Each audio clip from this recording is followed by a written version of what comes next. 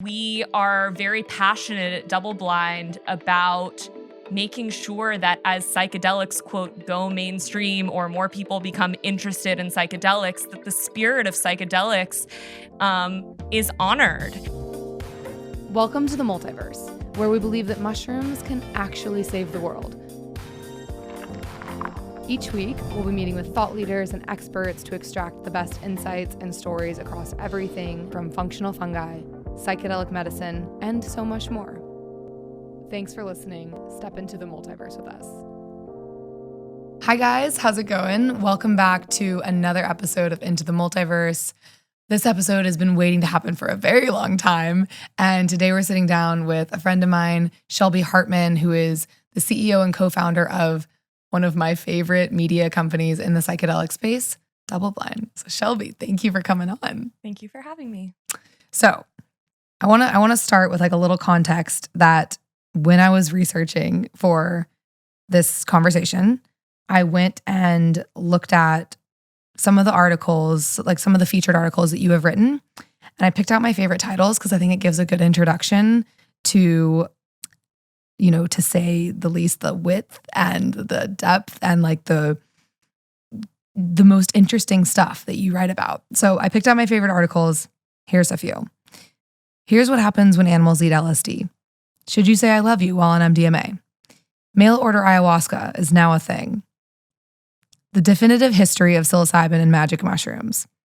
When acid makes you feel like Jesus. Why psychedelic trips are so much more than a series of neurological mechanisms.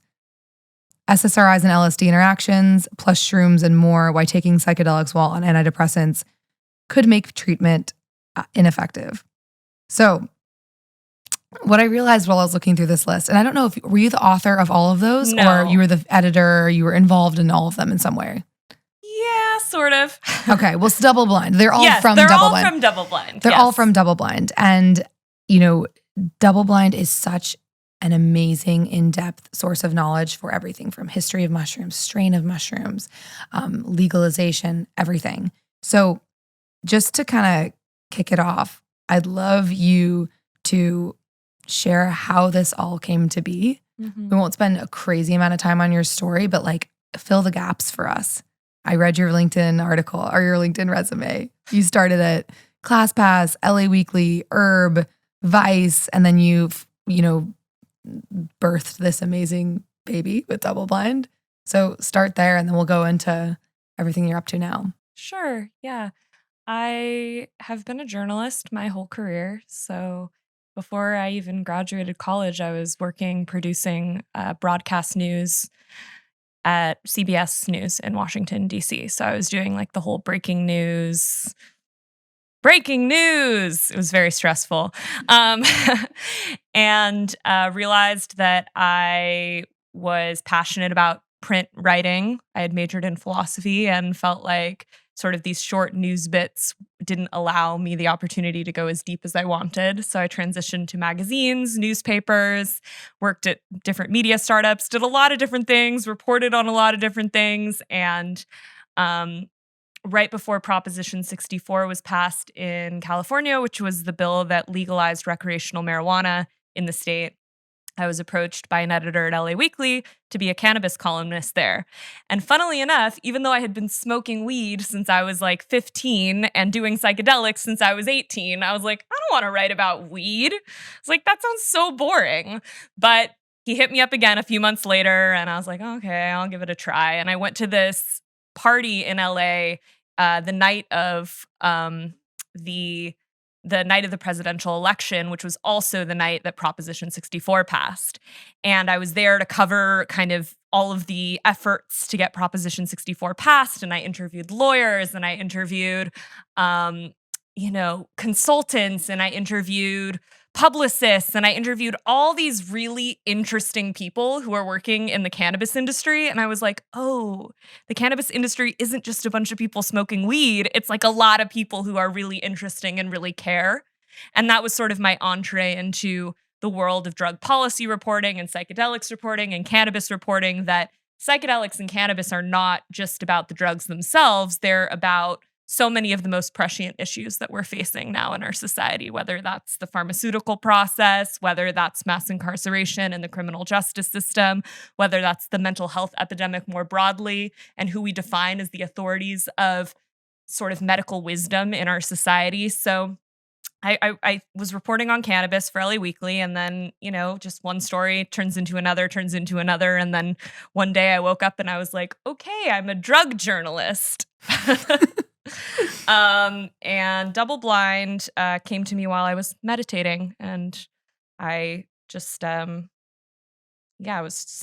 idea was simply I should start a magazine on psychedelics. And that was it.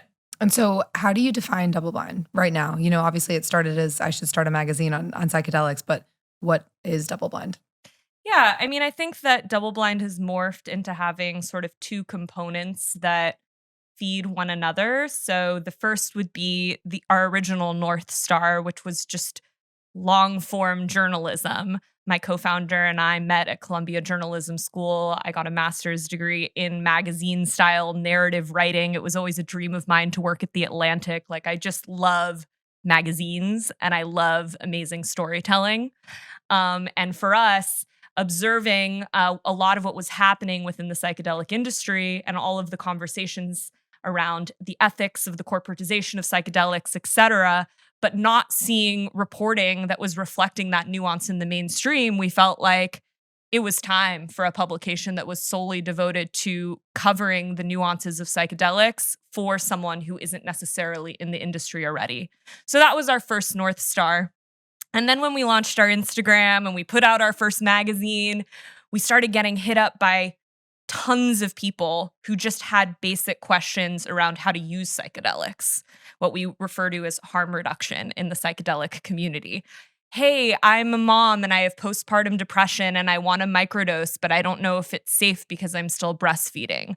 Hey, I'm a veteran and I went to the VA and I was failed by the physicians there. They weren't able to help me treat my trauma. And I'm curious about MDMA, but I don't know where to go. I don't know how to enroll in a clinical trial. Maybe I should go to the Amazon and do ayahuasca. Can you help me?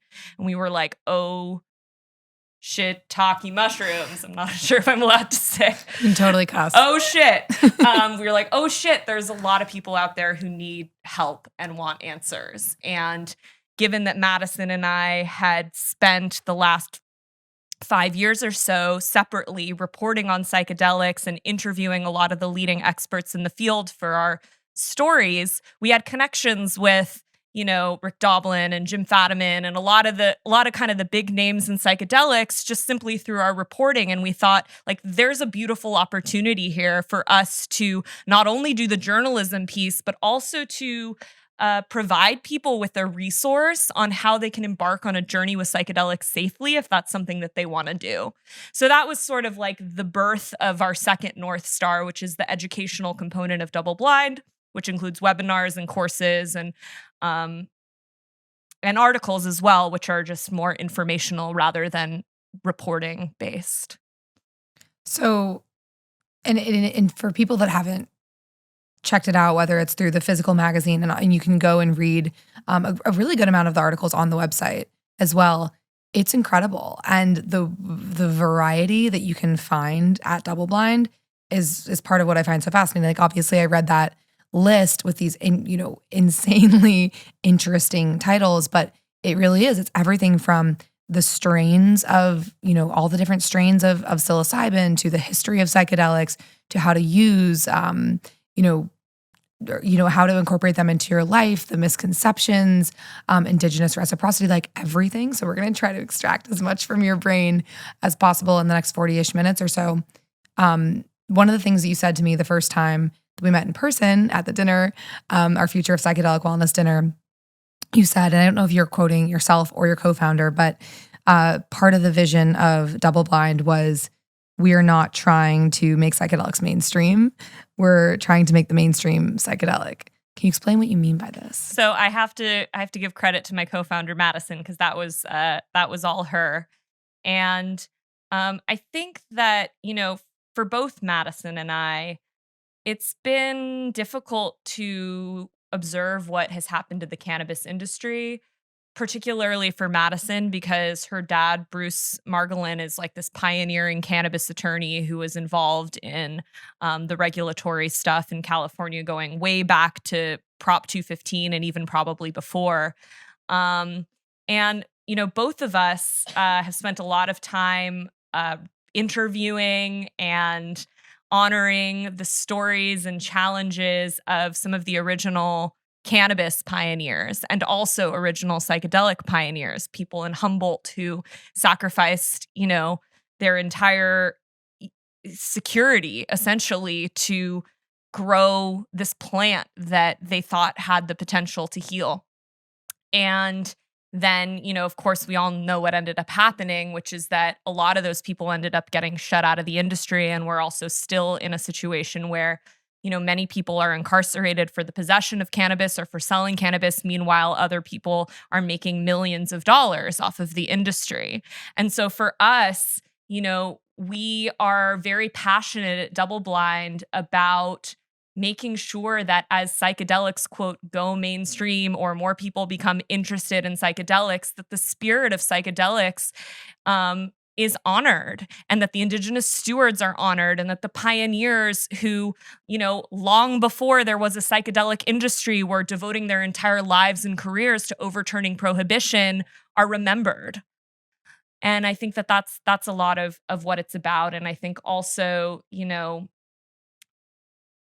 yeah, it's tricky because we live in this society and in this culture that revolves around an economic system that is inherently problematic and it inherently oppresses people. And to try and run a conscious business within that paradigm is extremely challenging, arguably impossible.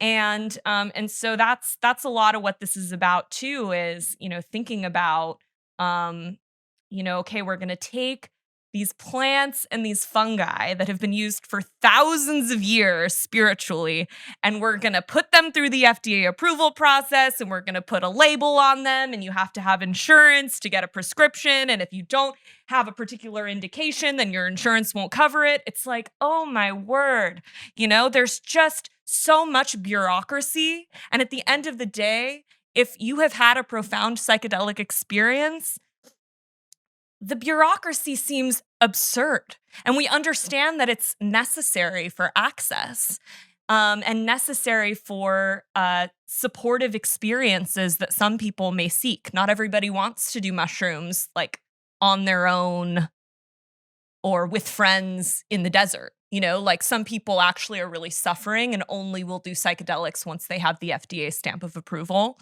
And we recognize that. But there's just so many layers to this conversation. And it's important that the people who care are investing now and thinking about how we can create structures that maintain the spirit of these medicines. I love that. And what does that look like to you guys? Most people that come on the podcast that have a company, I usually ask them, what do you look for based on, you've seen a lot, you've talked to a lot of people in this industry, in this space. You have a really good pulse on what's happening, what's going on. What do you look for, whether it's for companies that you partner with or just who is doing it right in the space and why? Mm-hmm. Yeah, so one of the things that I talk about a lot is that it's easy to, I don't want to say it's easy to have values, but it's a lot easier to have values and to express what those values are than it is to actually put those values into practice when, as mentioned before, we're up against so much just by virtue of the economic system that we're all a part of.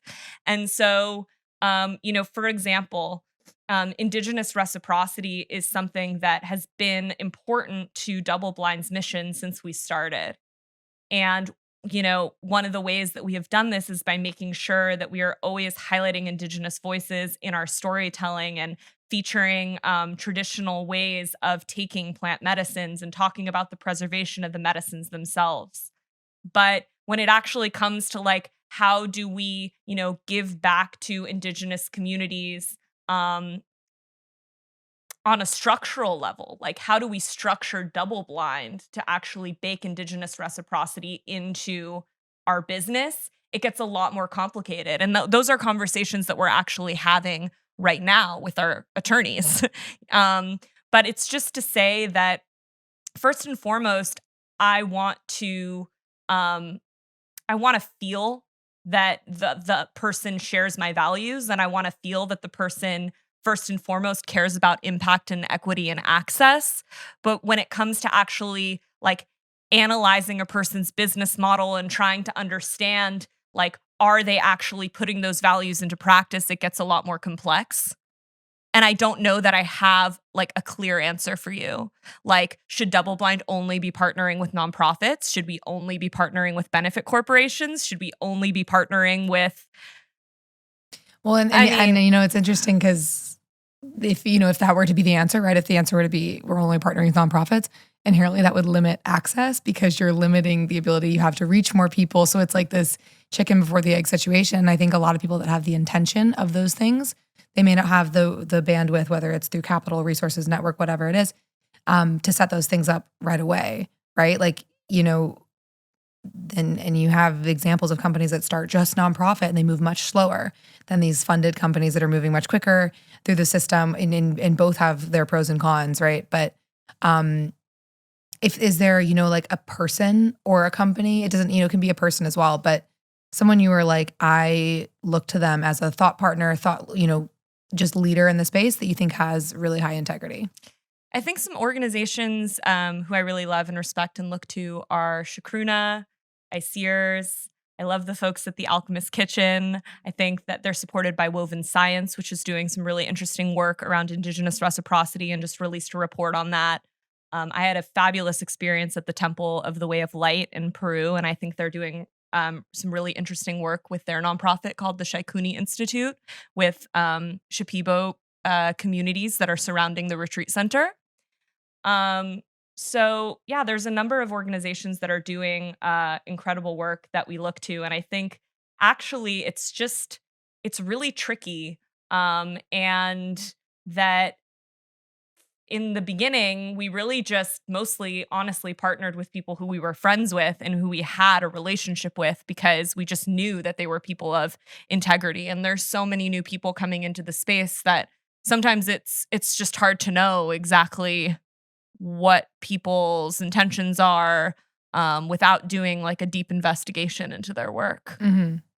Yeah, no, and I think that, we had a sidebar conversation before coming in. It's like, you don't know anything about people till you see them go through difficult things. And like, there's a lot of nuances and complications in this space. So I think that naturally, I'm excited about the people that I am seeing that are, leading the charge. Because I think that especially with such a highlight, like, the word integrity and all of these concepts around indigenous reciprocity and, those are tossed around so much, but I do think it's really, really clarifying that how important it is to this space in particular. It's the most unique industry, I think, in the world in that way.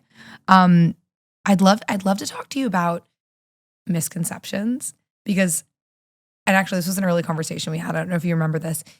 There are things that are in your brain that, or, that exist within the content and education within DoubleBlind that most people don't know. And so they're going about the space, whether it's, not knowing about indigenous reciprocity, or just all of these other elements of the psychedelic space. And they're just getting it wrong, but it's from a naive place. It's not from a malintent. And if you had to pick, what are the two biggest misconceptions that people either come to you with about the psychedelic industry as a whole that you would love to clear up? I don't know if there are two misconceptions per se, as much as there are just nuances that I would like people to think about and understand. So some of those include like the conversation around psychedelic exceptionalism and the Can you define that? Yeah.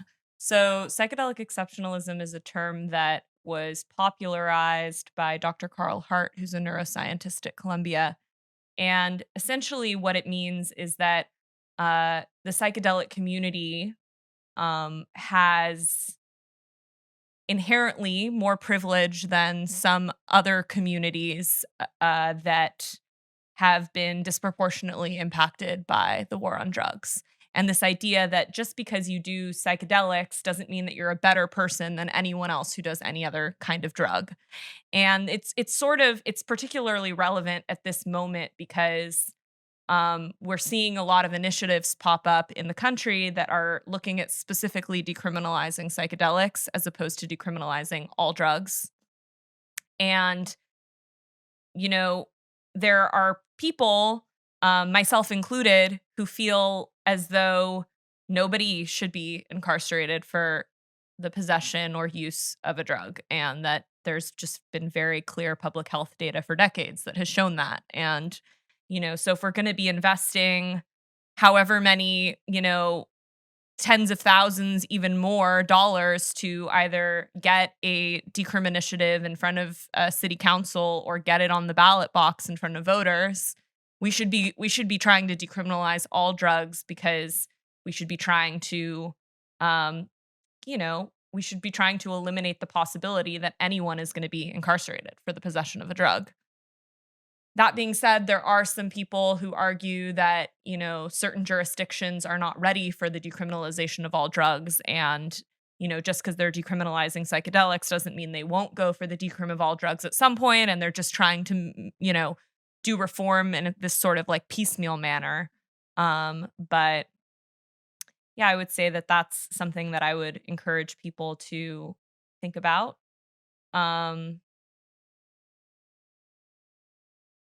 I'm also sort of interested in encouraging people to think about um, this sort of nonprofit for-profit dichotomy that we're seeing emerge within ethical debates around the corporatization of psychedelics. I'm not going to take a public stance on that simply because I think, I've said before that it's really not DoubleBlind's role to take sides as much as it is our role to try and foster dialogue between people on different stakeholders within the industry. Like, we're journalists, and so we want to talk to everybody and we want to hear everybody's opinions. But I think it's important to sort of like complicate this dichotomy by reminding people that, there are many different strategies for sort of putting drugs through the FDA approval process. And there are people who have some pretty interesting and I think perspectives that are worth considering around why developing drugs in a for-profit context might actually increase access. And I also think there's just a lot of opinions flying around about patents, for example, and whether people should or shouldn't be patenting psychedelic compounds. And it's just not as simple as, oh, you're going to patent a psychedelic compound or you're not going to patent a psychedelic compound. I mean, there's different kinds of patents. And so, like, just ethically speaking, I would say that, patenting something that's completely novel or a completely novel delivery system is very different than trying to patent something that's been in the public domain for a really long time, like psilocybin for, I'm just going to make up a random indication, like anorexia. So we can talk more about that if you want, but it's just that, I want people to be thinking, critically about the positions that they're taking and about what all this actually looks like in action for businesses that are up against a lot.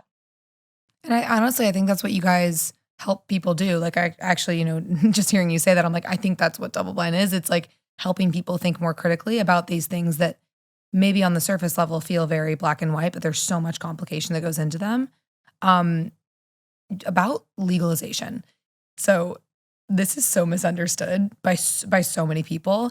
And I think you have such a good understanding of it. There's obviously so much happening all across the country, like specifically in America, right? But if you were to, for someone who is interested in psychedelics but doesn't have an understanding of what's happening in the legal landscape, if you had to give us a 2-minute masterclass, what would you say? Yeah, sure. I mean, there's a variety of different ways that psychedelics can be legalized or decriminalized. So I would say that the main ones include decriminalization at the local level, which is kind of what we saw in Denver in May of 2019. They were the first county to decriminalize psilocybin. And less than a month later, Oakland followed and decriminalized all natural psychedelics. So that included like ayahuasca, iboga. I'm trying to think of some other psychedelics that grow out of the ground, and I'm blanking at the moment. But anything that grows out of the ground and is psychedelic was decriminalized. And then there's also legalization at the state level, which we've only seen happen so far in Oregon. In November of last year at the ballot box, Oregonians legalized psilocybin therapy. So within the next couple of years, all adults in the state are going to be able to do psilocybin therapy with or without an indication like depression. And it'll be really interesting to see if more states follow along. There have been similar initiatives that have been proposed in Hawaii and Florida, and I think in a couple other states. None of them have significant traction right now, as far as I'm aware, but we'll see.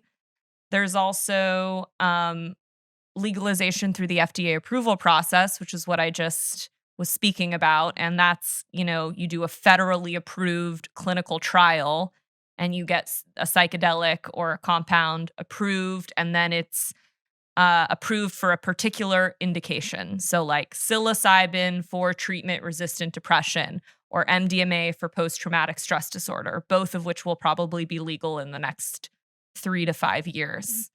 But that's, there's a lot of questions around access there simply because, like I said before, if you don't have an indication that the compound has been approved for, will it be covered by insurance? And even if it is covered by insurance, how much is it going to cost?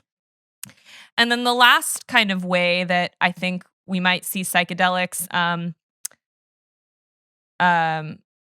legalized, I don't know if that's the right word, would be through some kind of reform to the Religious Freedom Restoration Act or something around religious use of psychedelics.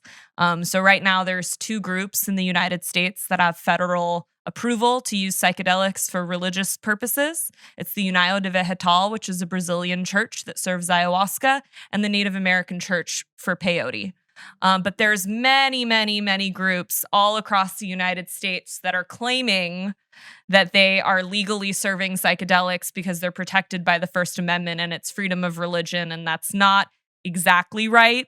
I mean, I don't know what would happen if the cases went to the courts, but a lot of them are seeking exemption from the Controlled Substances Act, which is the federal law that prohibits psychedelics through the Drug Enforcement Administration. But the DEA has just been sitting on those applications for a long time. So hopefully we'll see some kind of reform in that realm, which will allow more people to use psychedelics spiritually. That was such a helpful explanation.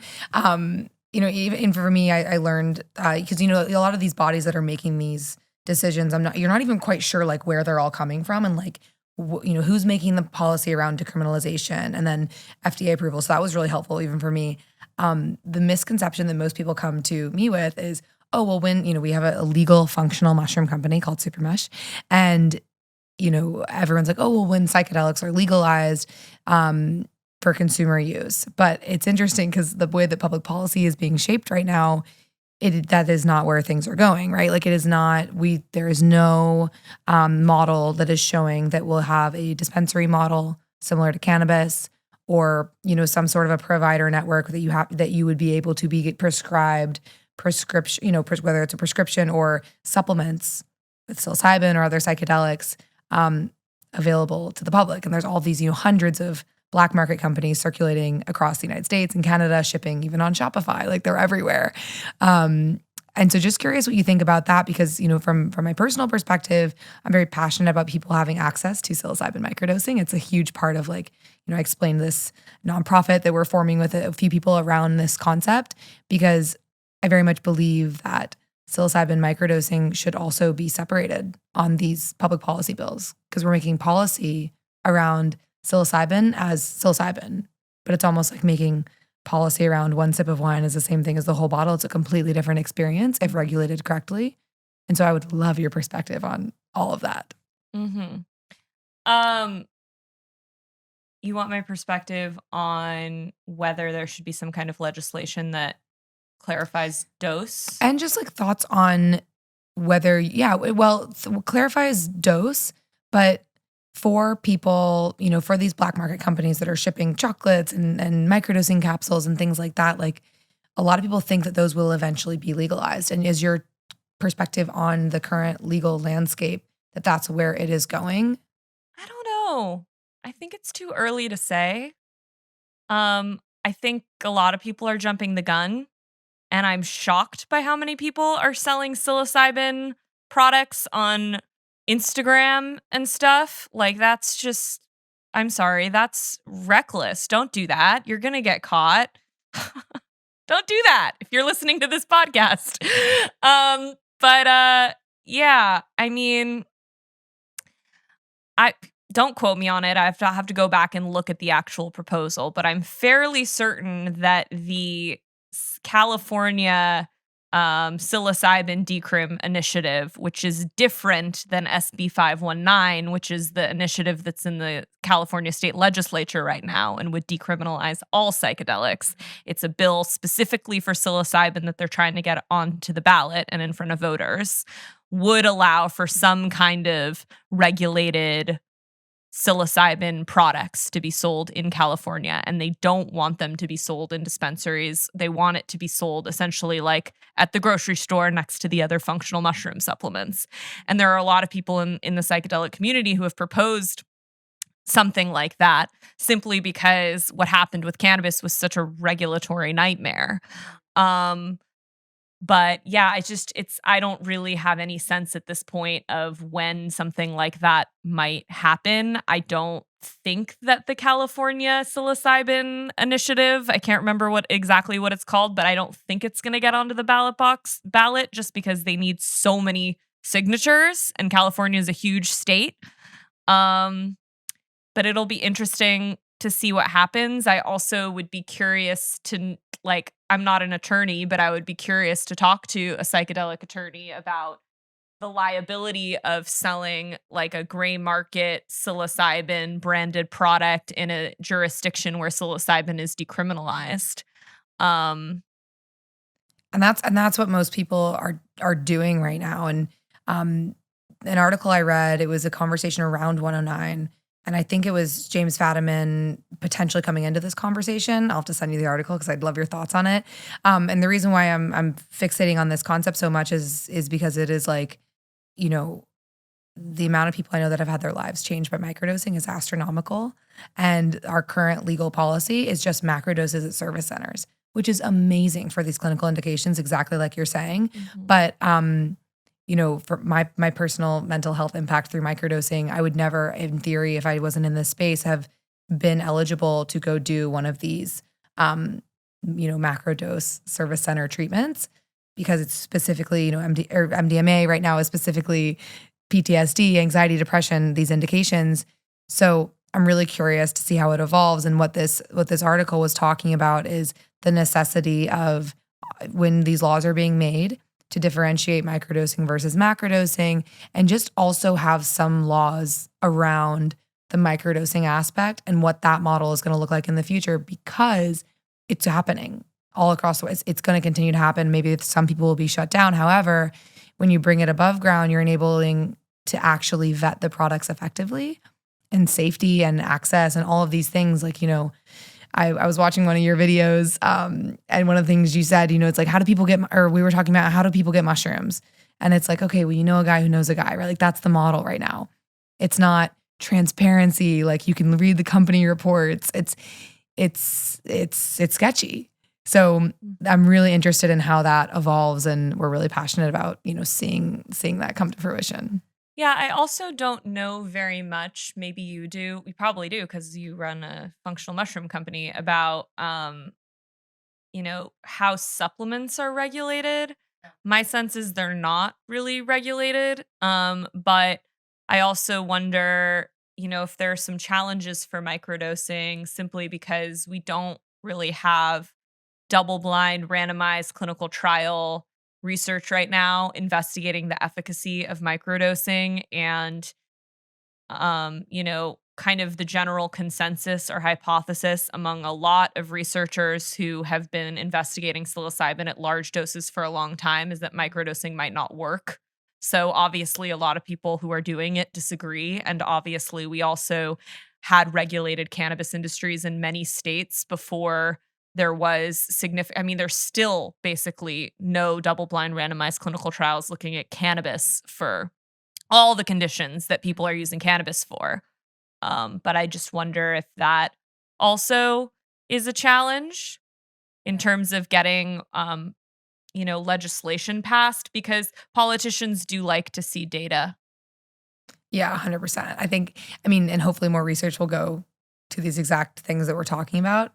I think it's going to be a really interesting space. And I do think we will see some policy around microdosing. So, the reason we formed this nonprofit is to help be a part of that. It's super early stages, but that's the vision for people that are passionate about it and wanting to help increase access so that instead of someone being prescribed an SSRI or any ADHD medication, that they could have access to psilocybin or another psychedelic. So I'm excited about that and we'll see how it evolves. But I'd love to flip the conversation to some more personal stuff. Sure. And I have a little list of questions here, specifically around like your personal relationship with psychedelics. You kind of explained your story around how you naturally career-wise evolved to start the magazine, but like, what is your personal relationship with psychedelics? How do you incorporate them into your life? Mm-hmm. I've said before that I can't really separate who I am from my psychedelic use simply because I started doing psychedelics when I was 18, and that's obviously a pivotal moment in a person's development, and just kept tripping like 2 or 3 times a year since I was 18. So With psilocybin? I did shrooms, was the first trip that I ever had in college and didn't have any idea what they were. My friends were like, "Want to do shrooms?" And I was like, "Sure." And then just quickly realized that they were not recreational for me, which I don't judge people who do drugs recreationally. I think to each their own, and as long as you're being safe and respectful. But they pretty quickly sent me into an existential crisis. I was going to Bard College at the time in upstate New York, and we were reading Thus Spoke Zarathustra by Nietzsche, where he talks about, he's a nihilist and there's no objective meaning and universal truth and all these just very, sort of cliche existential questions. And I was like, oh my God, I don't know anything. What's real? What's not real? And and then, did acid, I think a few months later, and then just kept tripping on shrooms or acid like 2 or 3 times a year until I was 25. And then I had my first ayahuasca ceremony. And that was, just no words for what that experience was like. And continued to drink ayahuasca a couple times a year since then. And only since starting DoubleBlind, really, in the last couple years have I begun exploring some of these more obscure compounds, just because now I'm in the psychedelic community and everyone's like, hey, have you tried 2CB? Have you tried 3-MMC? Have you tried 4-ACO-DMT? Have you tried 5-MeO-DMT? I'm like, crazy. no, It's I've like never. the cat stepped on the keyboard. There's There's like this joke that Madison and I have that's like, oh, you haven't tried QL5938? You must be really out of the loop. But yeah, I think for me, psychedelics are just a tool to reconnect with myself and to reconnect with my body, to gain perspective. And I often say that I go into a psychedelic experience with questions, and then I come out realizing my questions were too small, because oftentimes in our day-to-day lives, we just get caught up in whatever, whatever is happening that we think is so important that isn't actually that important. Sometimes things are important, but usually they're not as important as we think they are. Like what matters is the things that have always mattered to humans since the beginning of time, right? Which is like love and community and eating well and nourishing our bodies. So psychedelics, they keep me in check. Those big dose experiences. And then I also microdose. Um, Probably every other day I do like 0.2 grams of psilocybin.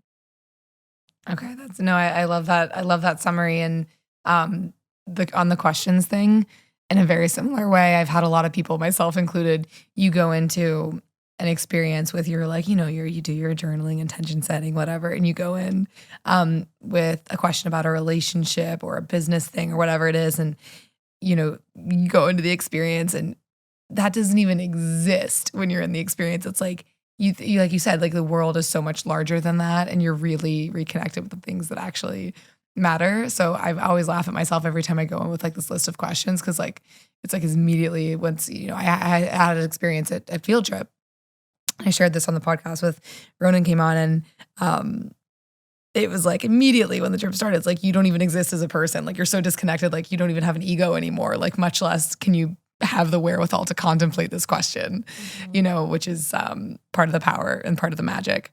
So in this same kind of like personal realm, what is your favorite thing to like, there's always stuff that's most present for us. Like mine right now it's specifically around microdosing. And I have a lot of these conversations, like what is most present for you, whether it's because of legal stuff going on in the psychedelic space or like what's your favorite thing to talk about? I don't think I have a favorite thing to talk about. Yeah, sorry. What's your favorite question people ask you when you get it and you're like, yes, love this one. When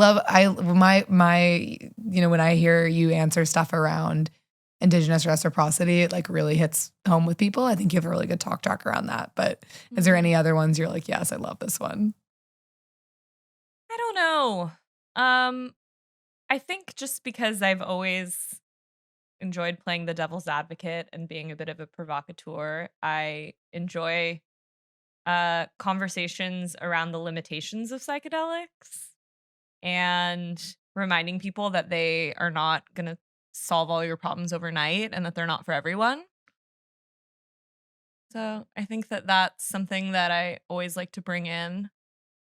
I also think it's interesting to contemplate psychedelics as a jumping off point for exploring other things and like what is psychedelic, which is something that Madison has fostered in me a lot, is like just always think like, okay, so we're talking about psychedelics, but we're also talking about like what it means to live psychedelically. And when I emerge from a psychedelic experience and I'm beginning to integrate the realizations, oftentimes I sense that I'm just operating differently on a very deep level, and it can manifest in things that seem insignificant but are not insignificant. Like I remember after one ayahuasca experience when I went to go brush my teeth the next day, and I like put the toothpaste on my toothbrush and was like really aggressively like brushing at my gums. And then I was like, why am I like shredding my gums? Like what's going on here? And I just became very aware of like how I was brushing my teeth. And I spent like, I don't know, probably like 5 minutes, which is way longer than I normally do, like slowly like oscillating the brush on every single tooth and just realizing, oh yeah, like the way we do anything is the way we do everything. I believe that. And, that like vigor and lack of mindlessness, with which I was brushing my teeth, was certainly manifesting itself in all the tendrils of my life. And so I guess I just like want to prompt people to think about like, what is this that we're actually talking about here? Are we talking about drugs? Are we talking about mental health? Are we talking about everything? because that's what I think. I think we're talking about everything. I think we're talking about how we relate to one another. We're talking about how we relate to the earth. We're talking about how we relate to ourselves, and we're talking about how we brush our teeth. I love that.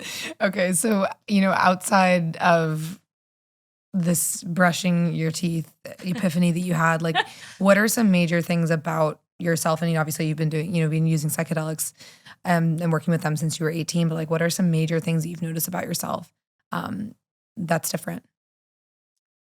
I mean, I never meditated before I did ayahuasca. So, And so did you come out of the experience like, I need to meditate more? yes. Okay. I was like, my mind is out of control and I need to meditate. And I started meditating, and I've meditated every day since that experience when I was 25. I'm 31 now. Wow. So that's been huge. Again, like it's on a very deep level, so it's hard to explain how it sort of shifted how I operate, but there's a lot more space between how I feel or what I think and what I do. Like I also, I think as a partially as a result of some of the integration work I've done, which has been based in somatics, I've had an increased awareness of what's going on in my body. Like I'm acutely aware of what's happening in my entire body most of the time. And is that like, from everything from how the food you affect or the food you eat is affecting you to like the people you're around? Is it just like an energetic sensitivity, or like, is it just a general awareness around it? How would you describe it? Yeah, I mean, I think that it's physical and it's emotional. I think that I'm aware of where my emotions are living and what they are. And I think I'm also aware of like my physical needs more. And like right now, I really want to do yoga, and I'm so excited to do it when I get home. Like I can just feel like, oh, I just need to stretch. And I'm excited to do that. Well, I mean, I think that comes from feeling in alignment, though. Like what you want, what you need, and a lot of people don't have that awareness because and unfortunately, a lot of the reason why this conversation is so relevant and so necessary for so many people is most people are put through a system, the healthcare system, where they're put on prescription medications, and it's like this floating feeling that most people have, like where that exact feeling that you just described of like knowing what you need and knowing where you want to go next and like feeling good about it and sure is not a feeling that is very common. Mm-hmm. It doesn't seem. Yeah. Although I will say, in the spirit of playing the devil's advocate and pivoting back to my favorite topic, which is that psychedelics are not the answer for everything, I also am not in the camp of demonizing all prescription drugs. And I or demonizing the Western medical community per se, just because through my reporting, like I've met a lot of people who, did actually go to the VA and successfully do prolonged exposure, which is sort of their gold standard therapy modality, and come out the other end being able to function normally, or people with depression who went on SSRIs that helped them.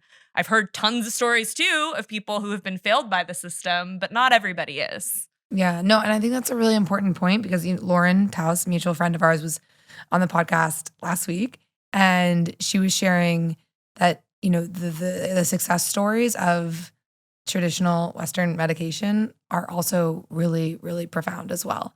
So there's truth to both sides, and I think there's a more balanced approach of psychedelics and Western medications. I don't think it's eradicate Western because especially with access, the people in need only have access to those right now. So we need to give them access to like what is available.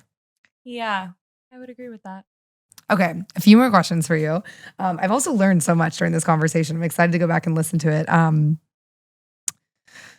Okay, you can't choose a favorite child. I know this, so it's kind of a difficult question. I don't know if you'll have an answer to it, but if you had to pick an article or recent, it can be one you've written, edited, whatever, that has come out in DoubleBlind that you were like, this is a good one, a good place for people to start if they're going online, doubleblind.com, or picking up the most recent issue, a really good article for people to start with. Yeah, I mean, it really depends on what a person wants. So if a person is coming to us for educational content and they've like never done shrooms before, I would say that the article How to Take Shrooms by Michelle Janikian is amazing, and her book is also amazing. And if you like the article, go buy the book. um, but if you are just more interested in understanding kind of like the nuances of what's happening within psychedelics, or just reading some reporting I'm really proud of, I think Alnur Lada wrote a really amazing piece for, I think, issue 3, but it's on the website too, called The Paradox of Conscious Capitalism, which gets into a lot of the things I was talking about earlier in regards to like how the systems that we're a part of are inherently problematic. And there was another article that was also written by just this incredible attorney named Nicole Howell. What is it called? I don't know. If you just Google like Nicole Howell capitalism double blind, I'm sure you'll find it. But it's interesting to read that side by side with Al Noor's story, because Al Noor is saying like conscious capitalism can't exist and doesn't exist, and Nicole is someone who was in the weeds of helping with the regulatory stuff around cannabis, and actually argues like making everyone become a nonprofit is not the answer either. And like there are some reasons why we need to have regulation, and we need to have, practically speaking. So it's just interesting to read those two side by side. We also had a really great piece that was written by Tony Greenberg on indigenous reciprocity and the responsibility of businesses to give back to stewards and how they can do that. And then, my co-founder, Madison, is just a beautiful writer, and her kind of shtick, as we say, has become preserving and telling the stories of a lot of the kind of original pioneers of the first wave of psychedelia in the 60s. So she's done like beautiful profiles on Mark McLeod, who's this guy who has this crazy house in the Mission District in San Francisco with hundreds of tabs of acid. It's like an unofficial acid museum. And Roni Stanley, who was Owsley Stanley, the famous LSD chemist's partner. A beautiful story on her and her crazy life and house in Woodstock, and lots of great stuff. No, that's an incredible starter kit. So thank you for that. And I do also want to reflect that that's, when you were describing the conscious capitalism and these two pieces side by side, I think that's what you guys do a really good job of doing, because I have seen pieces on your website and in your magazine that argue for both sides. So it feels like a very fair for people that are looking at, opinionated, but also really transparent, and really, like honest is the word that comes to mind. Like really honest and really well researched journalism on the space. So, in closing, 3 little mini questions for you. What is the impact that you hope that your work with DoubleBlind has on the world? Mm-hmm.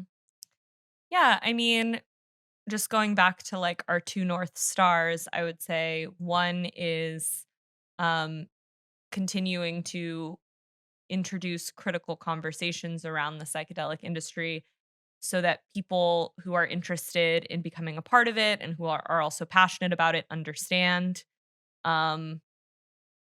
whether they want to be a stakeholder or they're just a voter or someone who wants to get involved in a local initiative. And then secondarily, just again, being sort of this one-stop shop educational resource for people who want to embark on a journey with psychedelics. There are a lot of people who are suffering out there, and it's a part of our mission to never shut people out of our courses, never shut people out of our webinars. If anyone can't afford it, they just have to email us and say like, hey, I can't afford it, and we'll just enroll them for free. It's fine. And all of our articles on our website are free. Like we vowed to never have a paywall. So we have like hundreds of thousands of people come to our website and read our articles for free. And, we just hope to continue to publish more and more and reach more and more people, and to be able to be a resource for as many people as possible. That's beautiful. And you guys are doing it. It's one of the most highly regarded media brands in the space, which is incredible that you built that so quickly. What is the single most important, because this is a podcast about mushrooms, so I'd love to bring it back full circle to those. What is the most important lesson that mushrooms have taught you? Oh, I don't know that I can pick a most important lesson, because I've just received so many lessons from mushrooms, and I really value the spirit of mushrooms. But yeah, I did have a trip last year where I was actually floating in a body of water on mushrooms, and I heard the mushrooms say, "Nothing needs to be said. Like, just revel in the silence. Like, all you need is silence."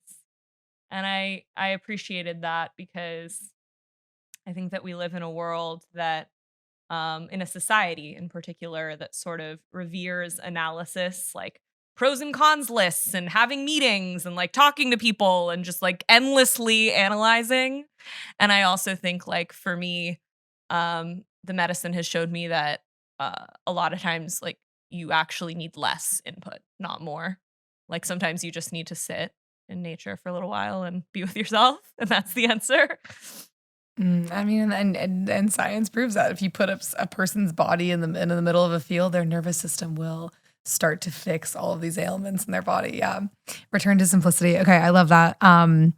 What is next for you in DoubleBlind in the next 6 months? Like, exciting things that are coming up that you want to share? I mean, we have issue 7 that's coming out in June. We just started reporting that. This is issue 6. I'm holding issue 6. I know people listening can't see it, but it's beautiful. We're going to start doing events. So we're doing a festival in June in Ojai called Mycelia. So I'm very excited to get DoubleBlind's community together in person, because it's been a long time coming, especially with the pandemic and all. I feel like people really are seeking connection. So I'm excited for that. Yeah, I don't know. We just want to keep doing what we're doing, and I feel so blessed that I'm able to do it and have been able to do it for this long. Well, I can't wait to see what's next on the journey. I'm so excited for Mycelia as well. Where can people find you? DoubleBlindMag.com. We're at DoubleBlindMag on all the, Instagram, Facebook, Twitter, TikTok, YouTube, Okay, amazing. Well, and your personal, I don't know if you give out your personal Instagram, but if people want to reach out personally. Yeah, sure. They can follow me at Shelby, ANNE Hart. I don't really post anything other than pictures of my golden doodle, but you're free to, like those pictures and DM me if you want. Which is arguably the most important content, you yeah, know? I mean, come on. Okay, well, thank you so much for coming on. I'm so glad we made this conversation happen. It's been a long time coming, and we'll have to have you back on again. I feel like we just scratched the surface of so many things, but I can't wait to continue to follow along DoubleBlind and be supportive in any way. Thank you for having me. Thanks for diving into the multiverse with us. If you're interested in being a future guest on the show, sponsorship, partnership, or you're just mushroom curious, we're always looking to expand our mycelium network. Find us on Instagram at Multiverse or online at yourmultiverse.com. See you next week.